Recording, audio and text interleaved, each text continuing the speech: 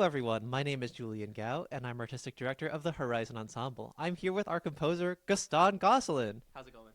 It's good. Thank you for inviting me today, Julian. Gaston has one piece on our next program, Stronger Together. It's called Five Imagined Dances, and it's a lot of fun. And I'm interested in hearing what's the story behind this piece.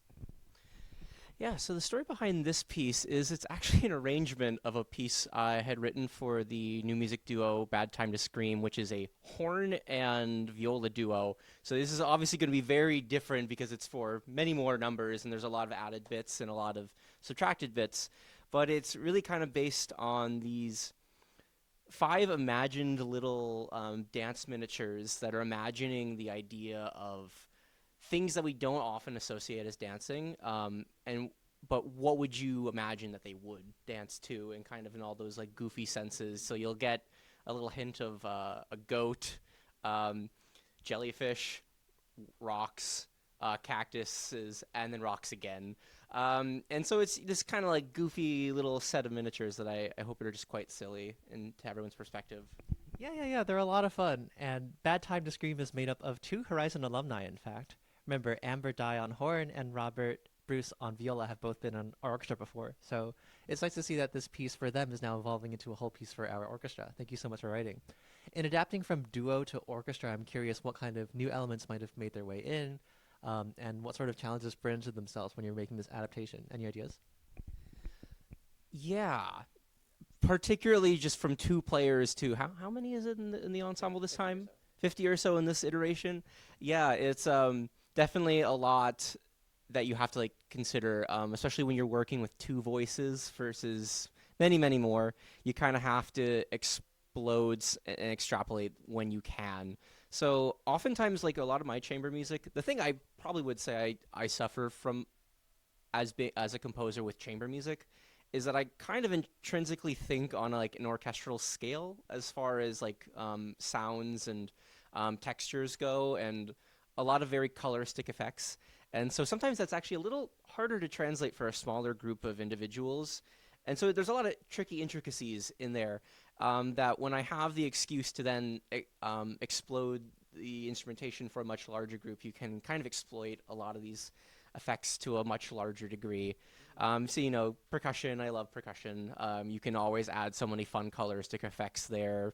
Strings, like in larger numbers, can all do all sorts of different kinds of extended techniques that are really cool, and you can pass along figures in a way that shares the love a little bit more, and gives people a little bit more of a break, to take a breath, and just settle and get to play something kind of chill and pass it off to someone else. They're like, oh, I don't have to play that 30-second note run. Thank God. The flute can play it instead of the French horn now. Something like that. Although I think the horns have it at some point, the trumpets have it at some point too. Oh yeah, they do. Yeah, actually, what I enjoy about the orchestration is that a lot of different voices get to shine. There's the horn solos, there's the big viola solo, towards the end of movement two. There's a lot of stuff for everyone to play, and it's a lot of fun. And I'm curious as to why goats, jellyfish, rocks, cactuses, and I think it works, right? In the cactus movement, there's a lot of like really prickly kind of sounds. In the rock music, there's a lot of weight, and in jellyfish, it kind of floats around. But why these creatures? Why these vegetables and minerals? Um, yeah, I guess it was just more so that the first couple ideas were obviously, actually the first ever idea, and it was kind of dumb.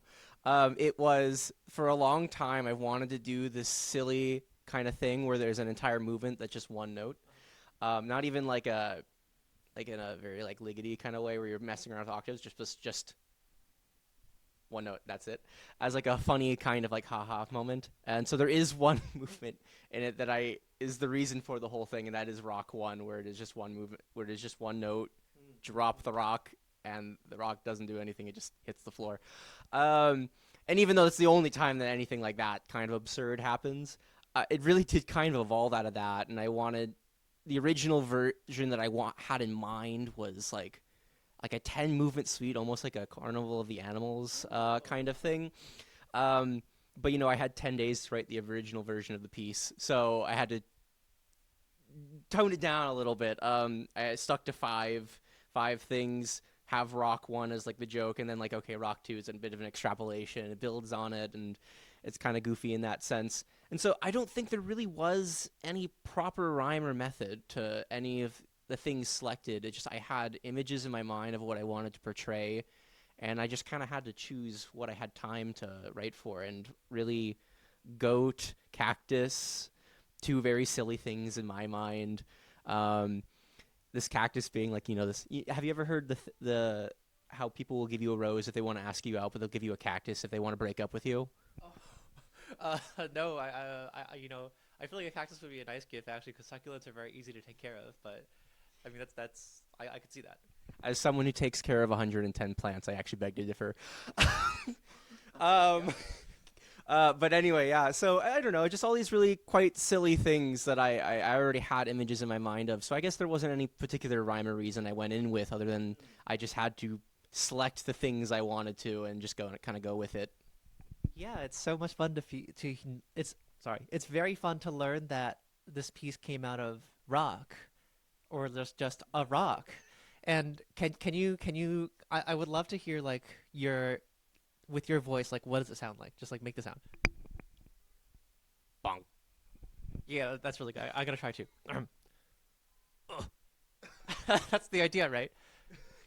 You're putting a little too much emphasis on the part. It's elongating it. It's just bop. Okay, okay. Well, you'll hear it as it's meant to be in the show. February 8th, you better come, okay? Or live stream. You can see it on the live stream too. But you'll hear the real thing as it's meant to be with the orchestra. So now, that was very goofy. Uh, in writing this piece, I'm curious, in addition to these natural elements, what kind of inspirations by perhaps other composers or other artists have you found in writing this piece? Yeah. Actually, there are some pretty direct quotes to a lot of other pieces in here. I will not tell you because I will leave you the exact pieces, but I'll give you some name drops for the composer so you can look them up. I really love the music of Jimmy Lopez. He has a lot of really fantastic music that you should really check out. It's really inspired by dance and many other art forms. Oh my gosh, who else was it? It was oh well, Stravinsky definitely for Goat. Was like a pretty big one. The big block textures that were kind of happening in there in that sense. I really love the music of John Corigliano.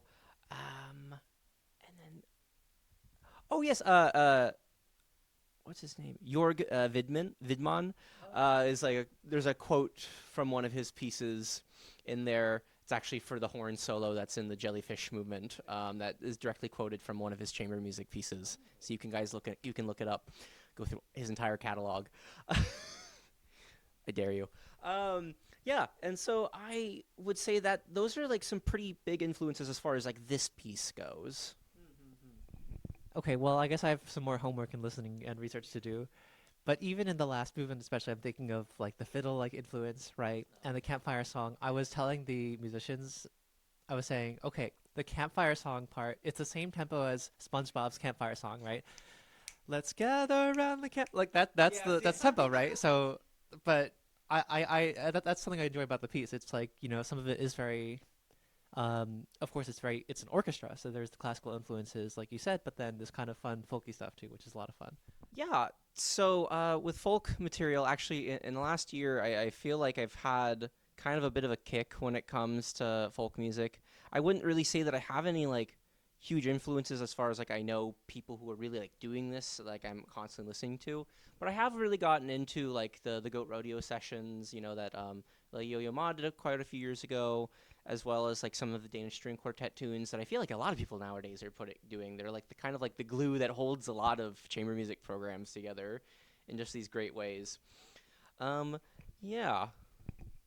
Yeah, and I think that makes sense because a while ago I remember Beacon Ensemble, which is a new music group that Gaston is in charge of, was doing some of these Danish string quartet tunes in winter a while ago. I remember that was a fun show.